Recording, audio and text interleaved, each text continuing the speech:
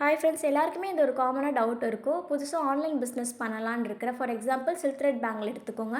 இது பண்ணலான்னு இருக்கிறேன். இப்போ தான் இன்ஸ்டா பேஜ் ஓப்பன் பண்ணேன். டிசைன்ஸ் எல்லாமே போஸ்ட் பண்ணணும். ஆனால் அந்த டிசைன்ஸ் போஸ்ட் பண்ணுறதுக்கு நான் பேங்கிள் இப்போ மேக் பண்ணணும்ல. பேங்கிள் மேக் பண்ணுறதா இருந்தால் மெட்டீரியலுக்கு நான் இன்வெஸ்ட் பண்ணணும். ஆர்டரும் வரல, எதுவுமே வரல. ஃபினான்ஷியலாக என்கிட்ட எந்த சப்போர்ட்டும் இல்லை. நான் எப்படி போஸ்ட் பண்ணுறது? இன்னொருத்தவங்க பேஜில் போட்டிருக்காங்க, அதை எடுத்து போஸ்ட் பண்ணலாமா அப்படின்ற மாதிரி உங்களுக்கு டவுட் வந்துச்சுன்னா, அது தப்பா சரியான்னு கேட்டிங்கன்னா, தப்பு சரின்னு பார்க்குறத தவிர்த்துட்டு, இன்னொருத்தவங்க பேஜில் ஒர்க் பண்ணி அவங்க போட்டிருக்காங்கன்னா, அத எடுத்து நம்ம பேஜில் போடும்போது நமக்கு உண்டான ஒர்க் அங்கே இருக்காது. அதாவது நம்ம பண்ண ஒர்க் வந்து அங்கே இருக்காது.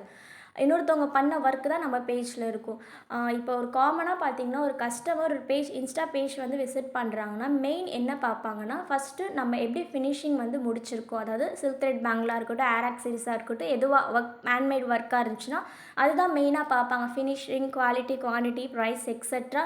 இதை ஐடென்டிஃபை பண்ணி அவங்களுக்கு சாட்டிஸ்ஃபை ஆனால் மட்டும்தான் நம்மளுக்கு ஆர்டர் கொடுப்பாங்க. இதை பேஸ் பண்ணி தான் அவங்க ஆர்டர் கொடுக்குறதே.